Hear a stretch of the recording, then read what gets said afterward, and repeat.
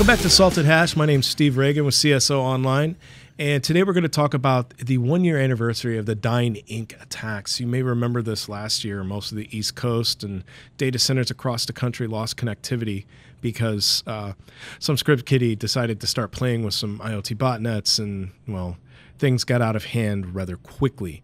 To bring you up to speed on some things, like the New York Times, the Wall Street Journal, the Boston Globe, PlayStation Network, Tumblr, Netflix, SoundCloud, GitHub, all of these things went offline because of cameras, DVRs, and other Internet of Things.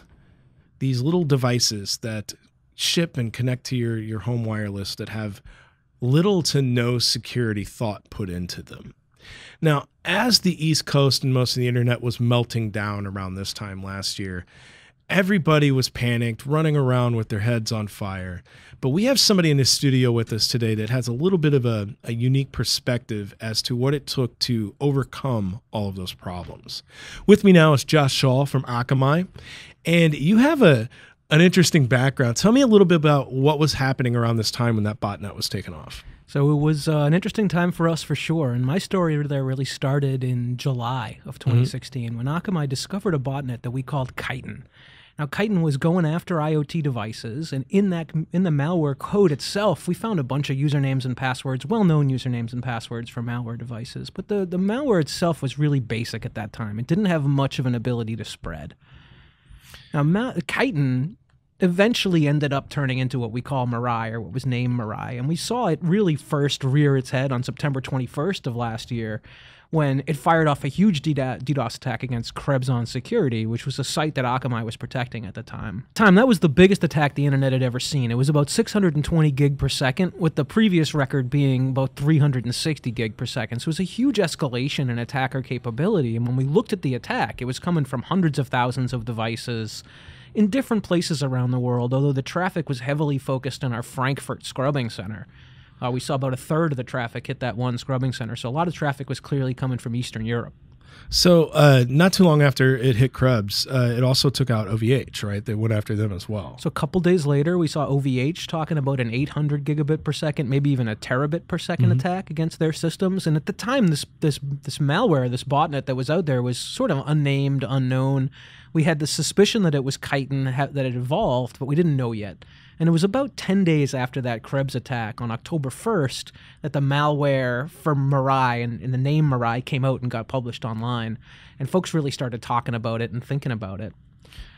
So let's put a little thing in perspective.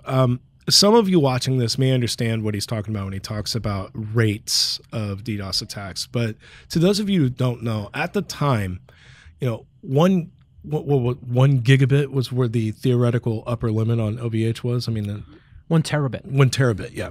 So we're talking some of the largest DDoS attacks seen. I mean, these are extremely powerful and very hard to deal with. And the fact that they were coming from what we later learned to be IP cameras, just software. Photo I'm about to throw up on screen for you is a list of passwords. Now, what these passwords are, these are how Mirai was able to spread between these devices. We're talking default credentials that are not only easily guessable, are widely published on the internet. And so these are all the hard-coded things that were out there, and some of them were just left at default settings. So it's going to connect through, and it's running through all this stuff. This is why it was spreading as quickly as it did. Now, when on October 1st, he said, when we finally got to see the code and everything that was coming out, that's when Dyn started becoming a thing, right? Or was it a little bit after that? It was a little bit after that. Okay. Dyn saw their DDoS on October 21st. Okay. So a few weeks went by from the release of that Mirai code until Dyn got hit really hard. And if you actually go back and you look at the internet and the scanning activity on ports 23 and 2323, over the months leading up to that September and October attack, you see an enormous ramp up in the number of IPs that are participating in scanning those two ports. And the reason for that is Mirai. Mirai at the time was spreading through Telnet. And these devices either open the standard Telnet port 23, or they open 2323 as their Telnet port. And that list of usernames and passwords you showed is exactly what they were using. They'd Telnet into the open port, log right in. You're fine. Keep going. They'd log right in and they'd load the software up, and off things would go. So you can actually go back and you can look at that data, and Akamai's got some good, really good information there. Now, we didn't notice that until after we'd seen the big attacks and knew what to look for. So once you started, seeing all these big attacks, why 2323? Is that, did somebody really think that was going to protect the Telnet port? Like nobody would guess the extra range there? Or is that just security through obscurity, my friend? It works almost every time. It's just so funny. So the sky starts to fall. The ground becomes lava, and Dyn Inc. seems to disappear from the East Coast. Like everybody that there was something happening on Netflix that week. I think there was like a premiere or something coming around, and people were excited, and suddenly Netflix is gone. So naturally, you're hearing about this. What happened? Walk me through that day. It was a crazy day for me. Akamai runs a conference for all of our customers in the fall of every year, and it happened to be that week. And the conference runs until Friday, and I was flying home that Friday, coming home from San Francisco back to Boston. I was exhausted, and I was flying on JetBlue, and I was excited to sit in my seat, plug in my headphones and just kind of vegetate, look at the TV for a few hours, and recover a bit from a week of insanity with the customers. And as I flipped through the channels when I sat down, CNN started reporting there were internet problems. And so the first thing they were reporting was Netflix and Twitter were down. And it was unclear at first, what the problem was. And was it an attack? Was it an outage? Where was it going? But they quickly reported that it seemed to be a DDoS attack. And so I was sitting there with a number of Akamai colleagues that were on the plane, and we were texting each other like, hey, do you see what's going on right now? Do you see that they're reporting DDoS attack? And as that sort of flight evolved, it went from just DDoS to DDoS against Dyn to terabit per second DDoS against Dyn. The story just kind of continued to evolve.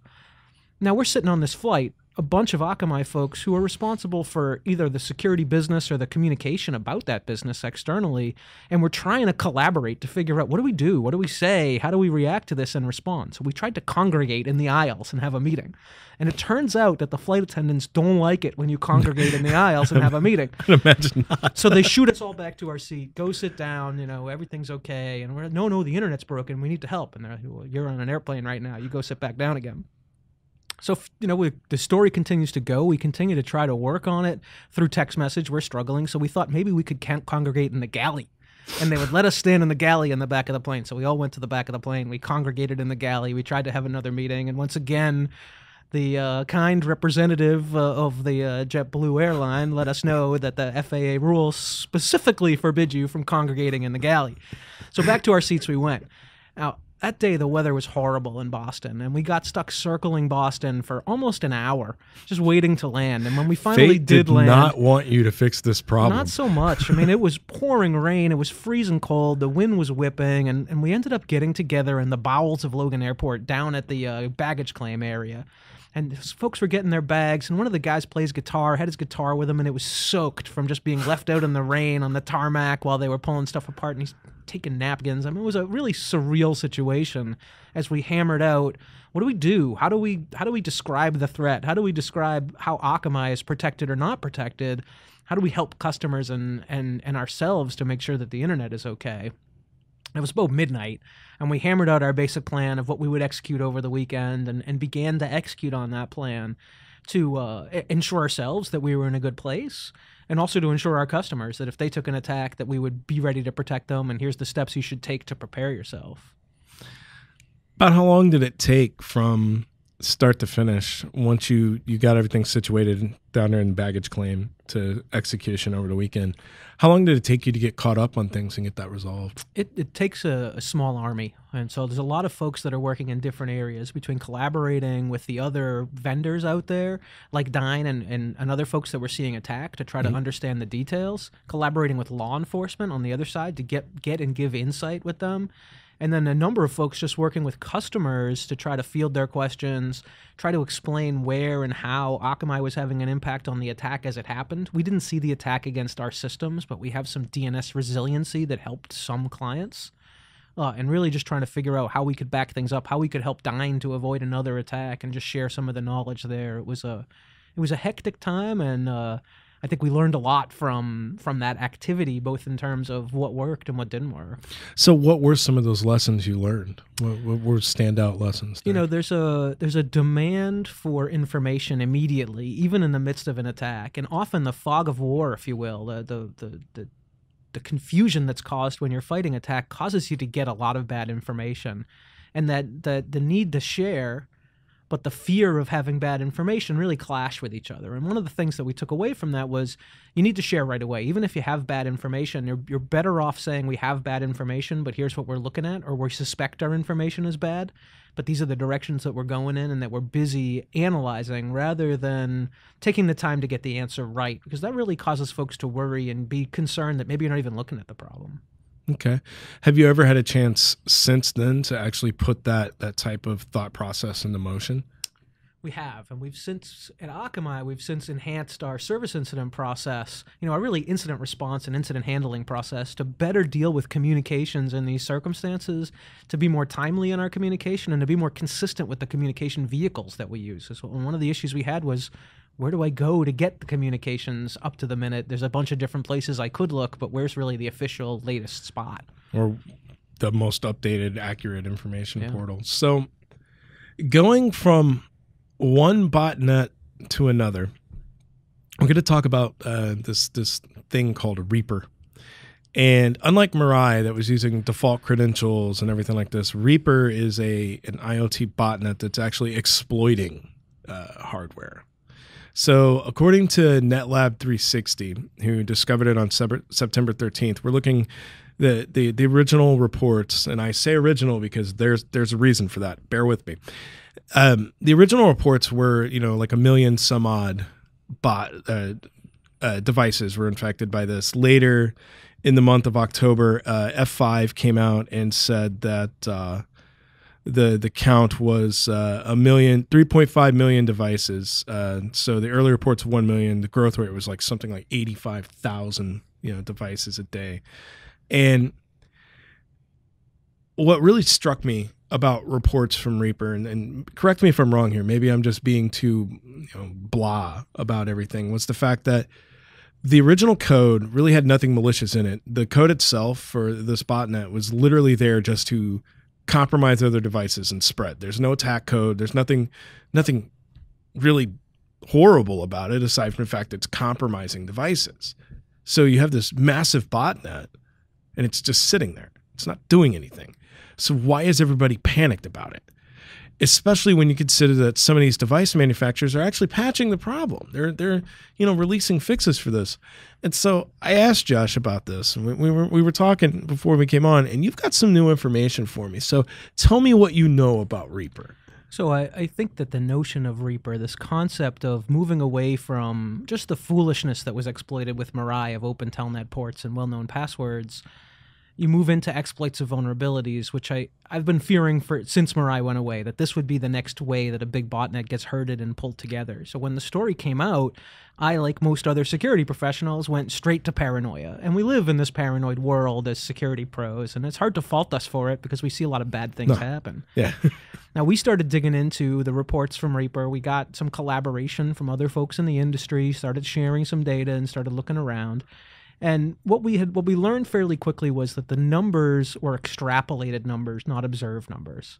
And that's because a lot of the vendors out there that sell gear don't have visibility into everything that traverses through all their systems. They sell their product, people implement it, and then they're not all tied together.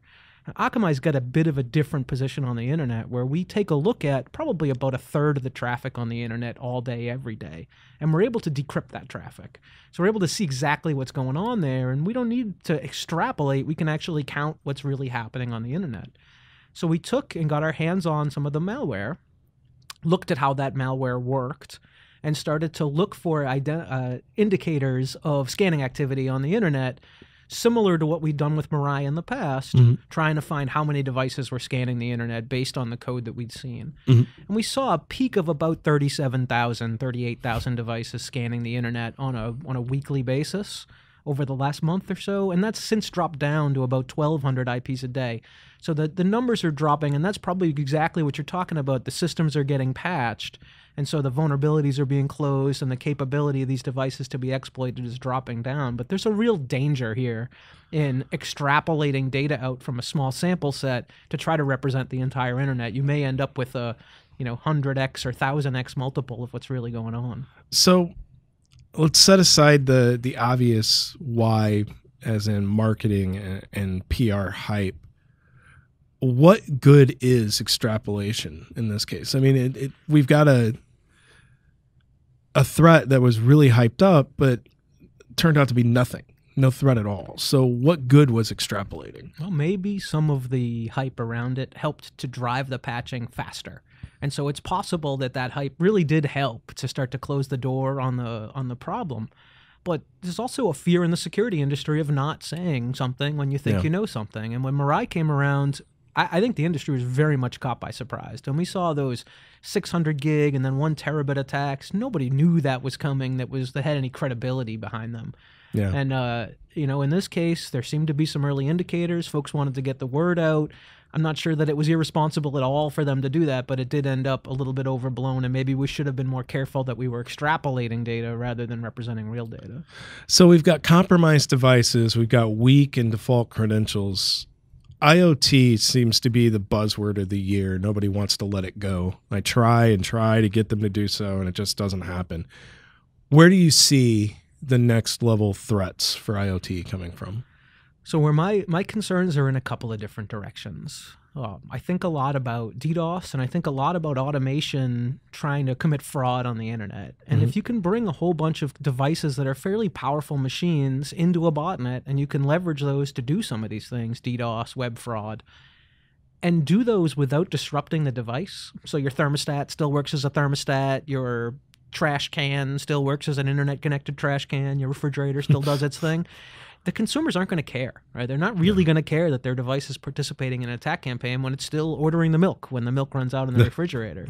So I have fear there that we'll proliferate these unsecure devices, and even if there's a patching option, folks aren't going to take it. Yeah. So there's that end to it. And then the other end is you've got an awful lot of sophisticated devices that are meaningful, that are getting connected to the internet, medical equipment, shipping equipment, and the potential there for things to be compromised. Think of a future when automobiles are communicating with each other and doing crash avoidance by talking to each other. Just think if you could get in and mess with that signal, you could probably create a lot of havoc. So I've got concerns on sort of both directions. The consumer side where nobody cares, and the more meaningful industrial medical side where folks really do care, but one good attack could be fairly devastating. Yeah, I used to make this joke with IoT that, the adage will be, is your refrigerator running? Yeah, well, it's DDoSing my Exchange server. Can you please stop? And the thing is, that used to be a joke because it didn't seem like a reality. But now, considering the fact that I forget the name of the manufacturer, but they have a Twitter-enabled refrigerator that was used to DDoS things. That just, it blows your mind. And the thing is, I think you're absolutely right. Most consumers, even if a patch is available, they're not going to do it. Because if that patch, breaks the ice cube function, or like you said, makes it stop ordering milk, they're going to be upset. Yeah, and how are you even going to know? Are you really reading the email that comes from the refrigerator company? And probably not, right? You probably avoided giving them your email in the first place. I was going to say, that all assumes that you actually registered your refrigerator when you bought it to begin with. That's right. Now, Steve, I don't want to be all gloom and doom about this, because we do all tend to run home firewalls, right? And our internet service provider brings us a home firewall, and the NAT that provides tends to make it hard for these devices that we run in our house to get compromised. And where we see them getting compromised is one of two situations. We see folks putting these things outside the firewall. Yep. So they may have a few public IP addresses that they're given, and for some reason they put their security system on the public side because they think it's a good idea to connect it easier from home or something like that. Or they expose it so they can remotely manage it while they're sitting at the office and they dial into it. They purposefully expose it that way. But a lot of these devices support UPnP. Yeah. And so you end up with the firewall, the device opening its own port on the firewall sort of silently without, a regular consumer even understanding what that is. Yep. And that creates a hole that potentially could allow some inbound communication in to compromise the devices. So it's not quite as bad as every IoT device is vulnerable and susceptible. Even if they are vulnerable, sitting behind a firewall helps. But if that firewall's not there, or it's been opened by the device, if it's been opened, it's wide there for you. So somebody actually, I was talking to someone, I can't remember who off the top of my head, but they were talking about IoT risks, and Jessie Soros Rex on Twitter, the expert on passwords. She's brilliant, but she had a great idea with IoT, putting them on guest networks. So most routers, when you get it from home and you've got your ISP set up, you could set up like guest Wi-Fi, right? It's not really connected to anything. But what do you think of that? Like letting some of the trivial stuff sit on the guest Wi-Fi instead of even connecting it to you. and limiting what it can access to and how. It definitely limits your risk profile in terms of one of your devices turning against you as the consumer. But it probably doesn't do much in terms of that device turning against the internet as a whole, whether it's being used again to commit web fraud or being used as a participant in a DDoS campaign. Because you do need to give these things internet access so that they can go out and do their jobs. Yeah, I think when the conversation between she and I was more keeping it from being turned against me. But yeah, I agree with that. You'd still have to keep up with patching and things like that. Otherwise, it's still sitting there. Yeah. What about devices that you have no choice but to expose them? Like, there was a security system from an ISP I won't name that you could not set it up without having a public IP. It had to be the public IP. What's a consumer do in that situation? I mean, do you just not get it if you look for something else, or what do you think? I think that the consumer just goes for the device and, again, doesn't care because it doesn't have much of an impact on them. And that's the problem we have here, is one of incentives. Yeah. The consumer's not incentivized to worry about the problem that's being caused as long as it's not turning against them. And frankly, if it's outside their firewall, they're sort of better off in the turning against them problem. Yeah. It's the turning against the internet that the consumer's not liable for, the ISP's not liable for, the device vendor's not liable for. Oh. It's effectively a problem that only the victim suffers from. Yeah. And I think those dynamics need to be changed.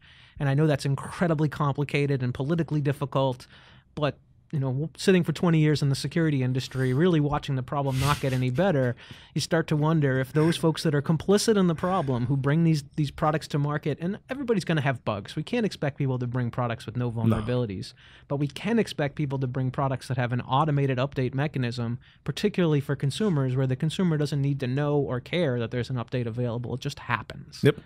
Yep, I agree with completely. So listen, thanks for coming out to talk with us. I appreciate that. This has been Salted Hash. And again, my name is Steve Reagan. If you'd like to learn more about IoT threats or anything else, check us out at csoonline.com.